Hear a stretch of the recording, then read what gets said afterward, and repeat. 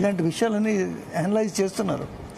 జూపూడి ప్రభాకర్ రావు గారు జాయిన్ అయ్యారు మనతో పాటు వైసీపీ నుంచి. ప్రేమేందర్ రెడ్డి గారు కూడా లైన్లో ఉన్నారు, బీజేపీ తెలంగాణ రాష్ట్ర జనరల్ సెక్రటరీ. ఒకసారి జూపూడి గారి దగ్గరికి వెళ్దాం. జూపూడి గారు, 97 to 108 ఇస్తున్నారు వైఎస్ఆర్సీపీకి ఏబీపీ ఓటర్.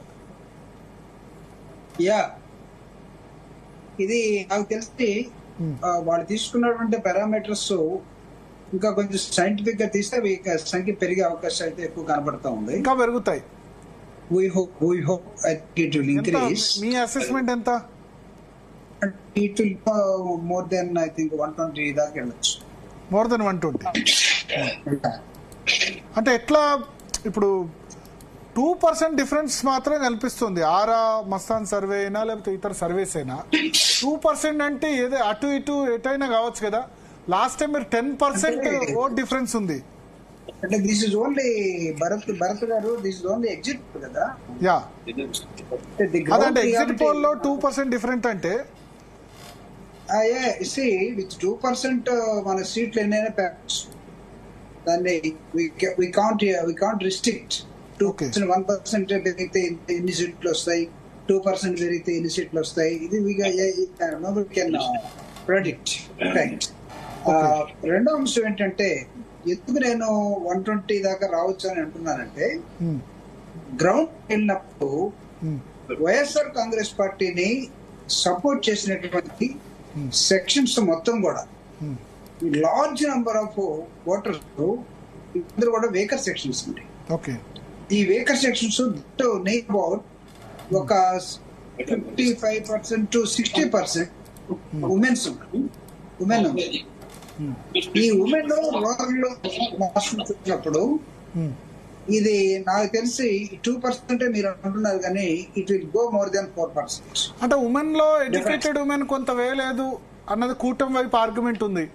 ఉమెన్ ఎక్కువ వేసి ఉండొచ్చు కానీ ఎడ్యుకేటెడ్ చదువుకున్న వాళ్ళు వేయలేదు, మిడిల్ క్లాస్ వాళ్ళు ఓటేయలేదు వైసీపీకి. అంటే మిడిల్ క్లాస్, ఎడ్యుకేటెడ్ ఎంప్లాయీస్ వీటన్నిటి కూడా అగైన్ ఈ దళిత్స్ ఉంటారు, ముస్లిమ్స్ ఉంటారు, క్రిస్టియన్స్ ఉంటారు.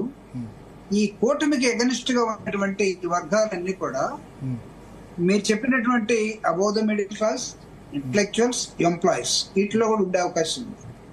కాబట్టి ఆ ఫ్యాక్టర్ని కూడా వీళ్ళు కన్సిడర్ చేస్తున్నారు నాకు తెలియదు. అంటే నాకున్నటువంటి గట్టింగ్ ఏంటంటే, when I moving in to the field, ఈ ఫీల్డ్ లో వచ్చినటువంటి రెస్పాన్స్ ఏంటంటే, గ్రౌండ్ రియాలిటీ నేను చెప్తున్నాను. అఫ్ కోర్స్ నేను సర్వే చేసి మాట్లాడటం లేదు. ఈ గ్రౌండ్ రియాలిటీని మనం సిన్సియర్ గా కన్సిడర్ చేస్తారో లేదో ఈ సర్వేలు తెలియదు, కానీ చేస్తుంటే అంతా కూడా అంటే జగన్మోహన్ రెడ్డి గారు తీసుకున్నటువంటి ఒక స్లోగన్, అటువంటి సీనియర్ నాయకులు నగేష్ గారు కానీ, తర్వాత ప్రేమచంద్రారెడ్డి గారు కానీ, అంటే కాస్త లోపలికి వెళ్ళి కానీ మనం పెరిఫెరీలో మాట్లాడకుండా కొంచెం బెనిఫిట్ లెవెల్కి మాట్లాడితే, నాకు వచ్చినటువంటి అంశం ఏంటంటే, ఇక్కడ ఈ వేకర్ సెక్షన్స్ ని జగన్మోహన్ రెడ్డి గారు పేదలు పెత్తందారులు అనే ఒక స్లోగన్ కాయిన్ చేసి